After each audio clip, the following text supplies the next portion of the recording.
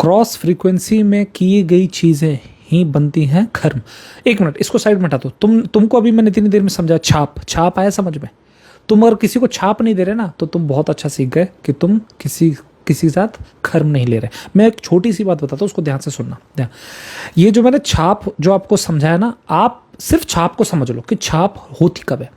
आप अगर किसी पेड़ की छांव में बैठे हो ना, तो एटलीस्ट एक छोटा सा थैंक यू अगर पेड़ के प्रति आ रहा है ना, पेड़ के प्रति, तो आप देख लेना बहुत बड़ी चीज सीख रहे हो। आप छाप नहीं छोड़ रहे किसी पे भी।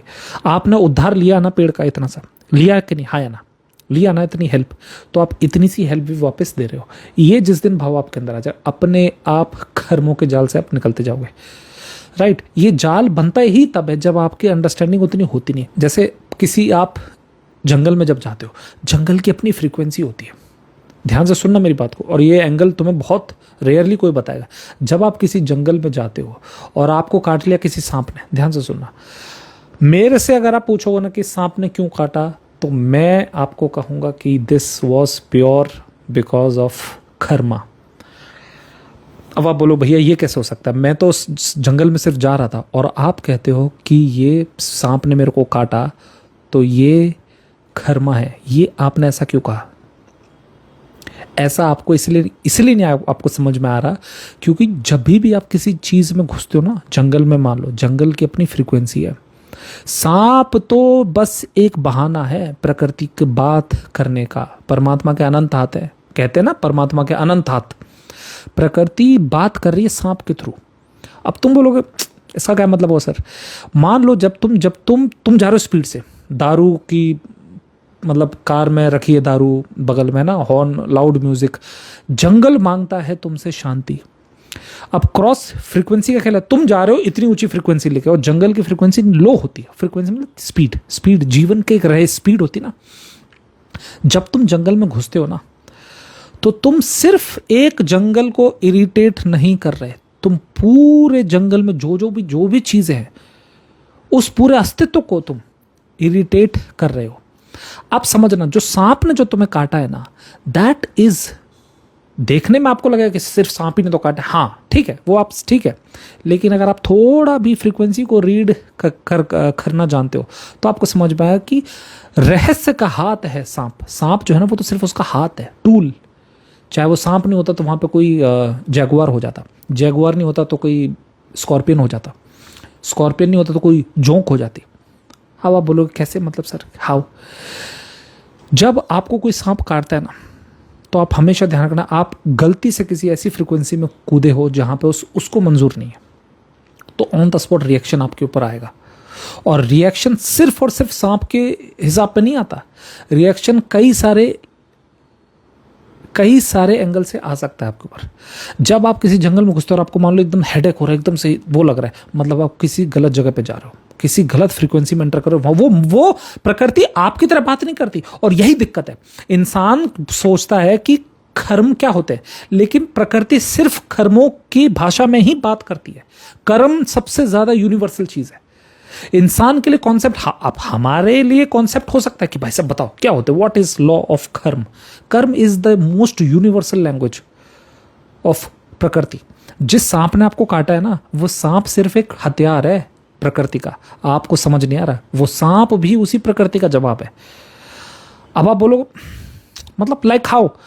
मैं चीज नहीं समझ रहा भैया। जब मैं इतनी लंबी ट्रिप मार के आया कार में, तो कार में कुछ नहीं हुआ, लेकिन भैया जैसे ही मैं जंगल में आया ना, मेरी स्कॉर्पियो का एक टायर हो गया खराब। ये this is also the answer of प्रकृति। अब आप बोलो भैया टायर का ब्लास्ट होने से और प्रकृति से इसका क्या लेन देन है? यही आपको समझ में नहीं आता है। अभी मैंने एक खांचे वाली बात करी थी ना, प्रकृति आपको कुछ कहना नहीं चाहती ट्रूली। एक्चुअली प्रकृति कोई इंसान है भी नहीं। प्रकृति कैसे काम करती है आप समझ लो। आप अगर ऐसा खांचा लेके जा रहे हो, तो बेसिकली वही चीज, जो पत्थर है, मान लो कोई पत्थर आपके हाथ में फंस गया, तो वही चीज आपके हाथ में फंसेगी जिसके प्रति आप रेसिपिएंट हो। वही चीज पहली बात तो फंसेगी। आप समझना ध्यान से।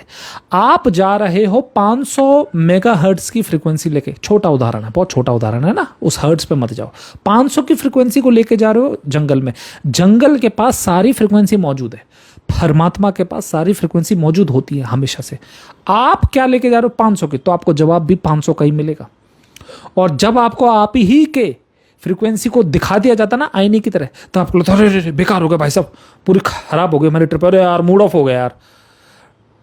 हाँ, वो मूड ऑफ नहीं हुआ है, आप वो 500 की फ्रीक्वेंसी एक्चुअली वो कर्म कुछ नहीं होते। जब प्रकृति आपको आईना दिखाती है ना, तो आपको लगता है अरे भाग्य खराब हो गए। नहीं, कर्म is the basic universal language, most universal, most basic. प्रकृति और कैसे बोले? कान में बोले, सुनो राहुल, ये वाली फ्रीक्वेंसी के साथ जंगल में मत घुसो राहुल। नहीं ना, प्रकृति के पास वो वाली भाषा नहीं जैसा आप उसको समझ रहे हो। प्रकृति, सांप ने जो आपको काटा या आपका टायर पंक्चर हुआ, इसीलिए भाग्य को समझना बहुत ज्यादा आपको ज्ञान होना चाहिए, तब आपको भाग्य आएगा समझ में। मेरी बात भी पता नहीं आपको आ रही होगी कि नहीं समझ में। प्रकृति को का बोलने का तरीका है वो सांप, प्रकृति का बोलने का तरीका होता है वो टायर का पंक्चर होना। पंक्चर जो हुआ है वो प्रकृति का बोलने का तरीका है आपसे। आप कभी मेरी बात को मानना, मैंने अभी एक एग्जांपल दिया था, मैं 1 साल से मान लो कोई बाइक चला रहा हूं, मुझे कोई प्रॉब्लम नहीं हुई। जानते हो क्यों? क्योंकि मैं प्रकृति के साथ तालमेल में चल रहा था, तो कोई दिक्कत नहीं आएगी। और तब आप बोलो कि यार एक बात बताओ सर, लोग भी वही, जनता भी वही, राइट, और गाड़ियां भी वही, ट्रैफिक भी वही, और फिर आज कैसे एक्सीडेंट हो गया? आज आप गलत फ्रीक्वेंसी लेके चल रहे थे। इसीलिए आपको बहुत बहुत ज्यादा ज्ञान से आपको ये वीडियो देखनी पड़ेगी जो मैं आपको समझा रहा हूं। आप ऐसे नींद में नहीं देख सकते, इसको आएगा ही नहीं समझ में क्या बोल रहा हूं। प्रकृति के द्वारा भाषा है वो। आप अगर पूरा जंगल में घुस रहे हो तो जंगल के फ्रीक्वेंसी में ही घुसना। याद है अभी मैंने आपको एक एग्जांपल दिया था, कोई अगर आपको बोले कि मैं तेरे को गोली मारूंगा, और अगर आपने ये बोल दिया मार के दिखा, मार के दिखा, यानी कि आपने हिस्सा लिया है ना इवेंट में, है ना, वो छोड़ो। बात ये नहीं है कि आपने क्या बोला, हाँ या ना, बात है कि आपने हिस्सा फ्रीक्वेंसी से लिया जाता है। जब आपकी आंखों में इतना तेज होता है तब आप हिस्सा ही नहीं लेते किसी इवेंट में। तब अगर कोई चीज हो जाए आपके साथ तो मतलब भाग्य रिवील हो गया पूरा आपके सामने। इसीलिए आप कभी भी देखना, आपको अचानक अगर आपको सांप से अगर आपका कर्म जो अगर आपका रास्ता क्रॉस हो रहा होता ना सांप से, तो सांप आपको 1-2 बार काट चुका होता, या सांप आपको कभी बाथरूम में आता या छत पे कभी आता। आपको वैसे तो कभी सांप नहीं आया ना आपके सामने, कभी भी, वेरी रेयरली, शायद एक बार आया होगा लाइफ में, अदरवाइज नहीं आया ना। आज कैसे आ गया एकदम से? जा रहा हूं मैं गाड़ी में, गाड़ी से थोड़ी देर के लिए मैं मूतने के लिए बाहर गया, गेट रह गया खुला, गेट में से सांप अंदर आ गया। That is just the language of प्रकृति। लेकिन गहरी आंखें चाहिए आपको, कर्मों का जाल ऐसे नहीं आएगा समझ में। In fact very few teachers can explain karma in this detailed way, very few teachers, बहुत कम लोग। अक्सर लोग ये बोलते हैं कि नहीं नहीं आप किसी के साथ बेकार करोगे तो आपके साथ बुरा हो जाएगा। ये बहुत नॉर्मल बात है, जबकि भाग्य और भी भीतर से काम करता है। सांप जो, अगर मान लो आपकी बीवी खराब मिली आपको, छोटा एग्जांपल ले लो, या आपका हस्बैंड खराब मिला आपको, that is just the way of nature giving you what you deserved. अब आप बोलोगे अरे ऐसा कैसे, हमने तो इतनी वो निभाई, रीत निभाई, प्रीत निभाई है, हमारे साथ बुरा हुआ नहीं। वो भाषा है, वो सांप जो आपको काटा था वो भाषा है प्रकृति की। ये जो वाइफ या हस्बैंड मिला है ये भी आपकी भाषा है प्रकृति की। इसीलिए मैंने आपसे कहा कि संत वो होता है जो कि हिस्सा ही नहीं लेता है डील में। इसीलिए आप जब हंसते हो ना किसी पे, हाँ अरे पता है इल्यूमिनाटी में है वो बंदा, पता है यार ये लोग ना शैतान से आत्मा को बेचते हैं, हाँ तो आप क्या कर रहे हो फिर? आप जब जंगल में हाई फ्रिक्वेंसी लेके जाते हो, आप क्या करते हो? आप भी तो यही करते हो। जंगल में आप क्यों एंटर हो रहे हो? अब आप बोलोगे अरे तो सर ऐसे कैसी बात कर दी, जाएंगे नहीं क्या हम लोग जंगल से? नहीं, मतलब आप मेरी बात नहीं समझ रहे मैं क्या बोल रहा हूँ। जंगल में एंटर होने की एक फ्रीक्वेंसी है, मंदिर में एक फ्रीक्वेंसी के साथ एंटर होते हो। आप किसी से जब प्यार करते हो तो एक विशेष फ्रीक्वेंसी के साथ एंटर होते हो उस गर्ल के माइंड के भीतर। जब आप एंट्री लेते हो तो विशेष फ्रीक्वेंसी होती है। तो प्रकृति के ऊपर जब आप छाप छोड़ जाते, जैसे मान लो आपने मेरे को गाली दी तो मेरे ऊपर छाप छोड़ गए, तो मैं हो सकता है आपको लौट के कुछ बोल दूं, तो वही जो लौट के जो बोलने का तरीका है वही प्रकृति का वो सांप था। तो सांप नहीं होगा तो कुछ और हो जाएगा भैया, शीशा एकदम से ब्रेक हो जाएगा आपका, बारिश हो जाएगी एकदम से, अटक जाओगे, आपकी वाइफ को एकदम से पेन होगा बहुत ज्यादा, आप निकल नहीं पा रहे इस जंगल से बाहर। ये सारे तरीके हैं प्रकृति के बोलने के। और this is where you don't understand कि ब्लडी ये होते कौन है। ये जो कृष्ण हुए, राम हुए, बुद्ध हुए, ये होते कौन है sir? These are the tools of the prakriti. प्रकृति के पास जब बहुत कुछ प्योर देने को होगा तब वो किसी ना किसी सांप के रूप में भी आ सकते हैं। अब आप बोलो 1 मिनट सर, सांप के रूप में कैसे आ जाएगी सर? अब आप मुझे बता दो सर। याद है आपने कई सारी कृष्ण की स्टोरीज रीड करी होंगी जहां पर नाग देवता उनको वो कर रहे थे सपोर्ट। आपने ऐसा कहीं बहुत जगह हिंदुओं में रीड किया होगा जहां नाग देवता देवर सपोर्टिंग समथिंग वेरी बिग। सांप का भी योगदान होगा। फिर प्रकृति के अनंत हाथ है, आप चिंता मत करो। उसको जब उखाड़ना होगा ना किसी को, तो वो किसी भी रंग रूप में आ जाएगा वो, एंड इट्स ओके। बेसिकली जैसे ही डिमांड उठती जाएगी किसी चीज की, अपने आप प्रकृति कृष्ण को भेज देगी। Krishna is nothing. मैंने आपसे क्या बोला अभी? कृष्ण कुछ नहीं है। हर वो व्यक्ति जो कि राइड करता है परमात्मा की वेव को, वही देव हो जाता है। तो सांप इज नथिंग। सांप तो ड्राइव कर रहा है किसी और के जवाब को। और मैं आपको एक और बात बता दूं, प्रकृति को हमसे बहुत ज्यादा सेंस है। इंसान बहुत लालची है, जानवरों को 1000 गुना ज्यादा सेंस है हमारे से। आपसे बिना बात के जानवर कभी कुछ नहीं कहेगा, बिना बात के। एमपी का एक केस है सतपुरा रिजर्व का। वहां पे मैं जहां पे अभी रुका था, वहां पे खजुराहो के से 100 किलोमीटर 200 किलोमीटर की दूरी पे। अब आप इस बात को समझ लो, ध्यान से सुनना। मैं आपको बस बता रहा हूँ पियर्स होता कैसे। कर्मों के जाल बनते कब है? कर्मों के जाल बनते हैं जब क्रॉस फ्रीक्वेंसी में तुम कूद जाते हो, तब प्रकृति आपको देगी वापस। और उस वापस को आप जान नहीं पाते। आपको लगता है भाई साहब आ गए, दुख आ गए। अरे दुख नहीं है वो, it is the way of talking to you, talking back to you of prakriti. प्रकृति का तरीका है वो तुमसे बात करने का कि तुमने ये गलती करी है। एक वहीं की स्टोरी है। तो हाँ, तो वहां पे एक उस बाग के सामने अचानक से एक रात को एक आदमी आ गया। राइट, बाग इज सच अ जेंटलमैन। बाग जो होता है बहुत जेंटलमैन होता है। अगर आप उसको रीड कर पाओ तो, बस हम उसको रीड नहीं कर पाते। बाग इतना जेंटलमैन होता है कि वो आपको बिना बात के नो वन हंट्स। पहले आप समझ, किसी को कोई शौकिया नहीं होते जब तक आप उनकी फ्रीक्वेंसी को ना वो करो, क्रॉस करो। राइट, तो फ्रीक्वेंसी एक यूनिवर्सल भाषा है। बाघ के पास है कौन सी लैंग्वेज? हमारी वाली तो है नहीं लैंग्वेज। फ्रीक्वेंसी ही तो एक ऐसी भाषा जो प्रकृति थ्रू आउट करती है बात। बाघ ने उसकी तरफ इतना इरिटेटिंग साउंड से देखा, इतना इरिटेटिंग, और वो खुद मेरे सामने वो आदमी था। अगली बार अगर मैं जाऊंगा तो उस आदमी की वीडियो बना के आऊंगा, दिखाऊंगा आपको। उस आदमी ने खुद बताया, बोलते जैसे बाघ ने मेरे को देखा था ना उस दिन, ऐसा लग रहा हो थप्पड़ मारेगा वो मेरे अंदर। और वो सिर्फ ये बता रहे थे कि गलती तुम लोग करते हो और नाम मेरा खराब होता है। राइट, चुपचाप उसने देखा रूड आंखों से और निकल गया वो। तो इसीलिए मैं आपको छोटे छोटे एग्जांपल क्यों दे रहा हूं। आप हमको बस समझ नहीं आता कि हम कब किसकी फ्रीक्वेंसी में कूद गए, बस, और कोई बात नहीं है। इसीलिए इस बात को समझ लो कि संतत्व की धारा को जो राइड करता है ना, वो बाघ भी हो सकता है, वही राम भी हो सकता है, वो कृष्ण भी हो सकता है, वो सांप भी हो सकता है। संतत्व की धारा को ड्राइव कौन कर रहा है भैया? मैं अगर कर रहा हूं तो मैं संत हो जाऊंगा उस वक्त पे। लेकिन शैतानियत की धारा को अगर कौन ड्राइव कर रहा है, आप ये बताओ, ड्राइव कौन कर रहा है शैतानियत की धारा को? वही शैतान हो जाएगा। एक्चुअल में कोई शैतान नहीं होता एक्चुअली।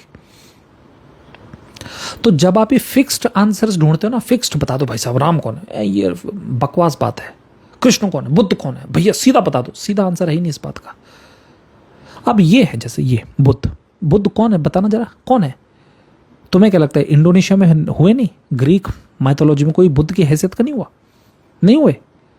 आइंस्टाइन था नहीं, बुद्ध जैसी हैसियत का था, बस वो उसका फील्ड अलग था। फील्ड ही तो अलग थे ना, हैसियत एक से एक हुए हैं बंदे, ऐसी तो बात है नहीं। तो अहंकार वाली क्या बात है भैया?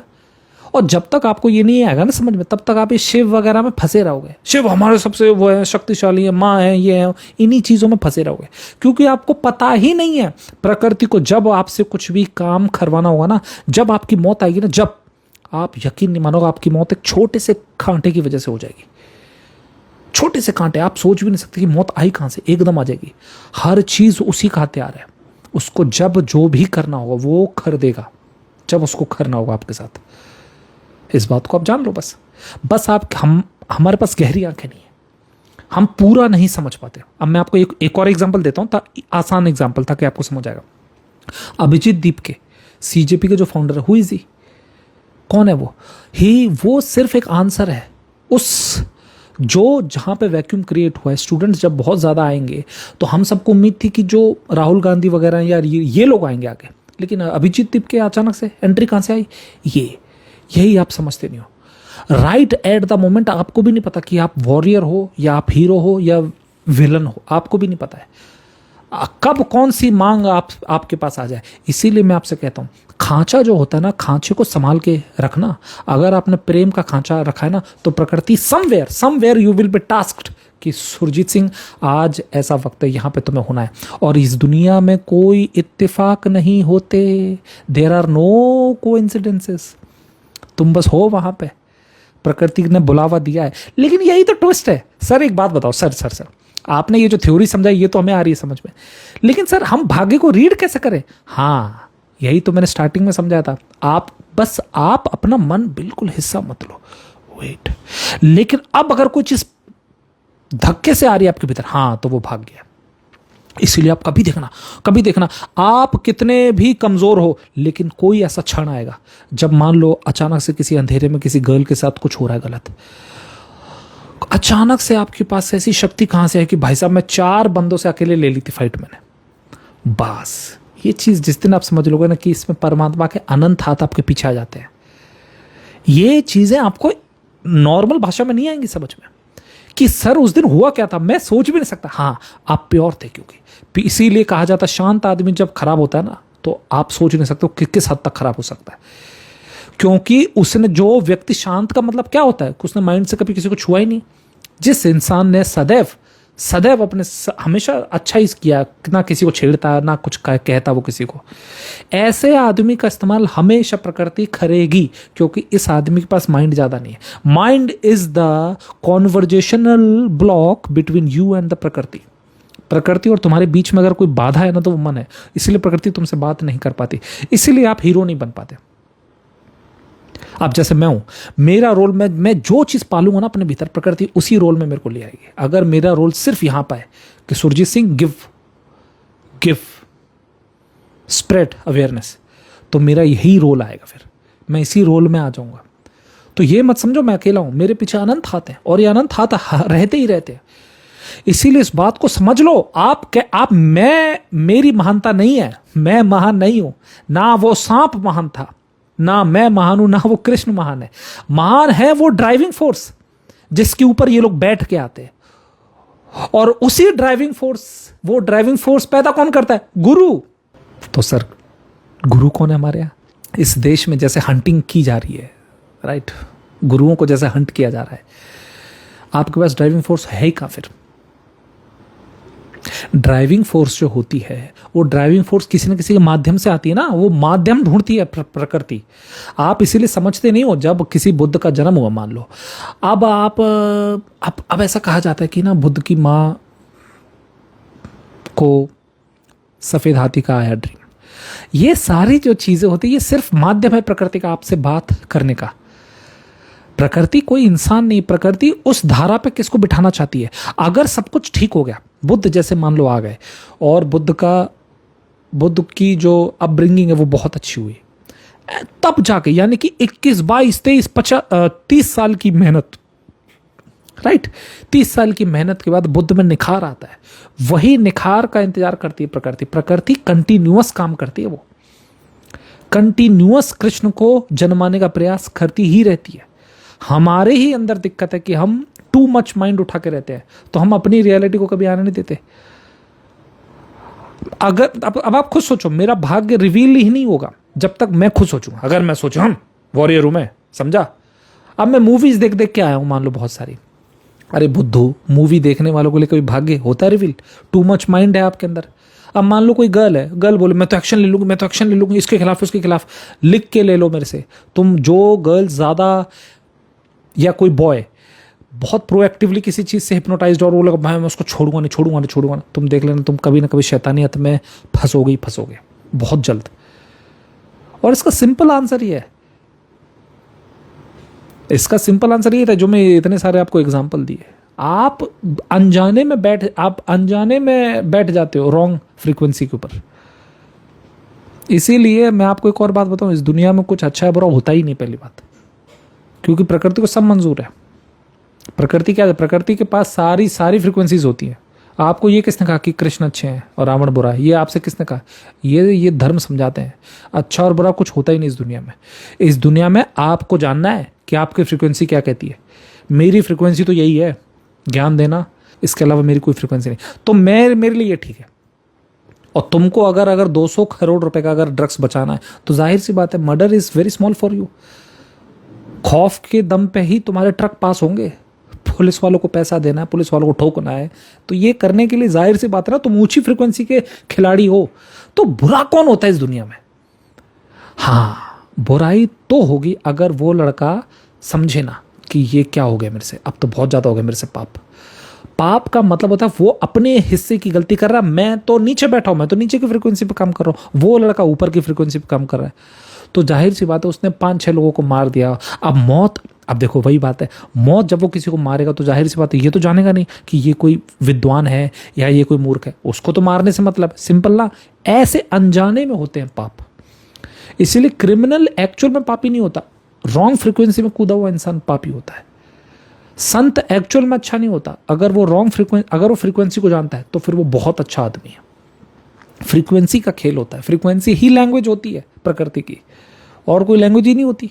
राइट। एक छोटी सी बात बताता हूँ, आप किसी पेड़ के पास जा रहे हो, अब आज मैंने एक स्टूडेंट था, पेड़ पे मूत रहा था वो।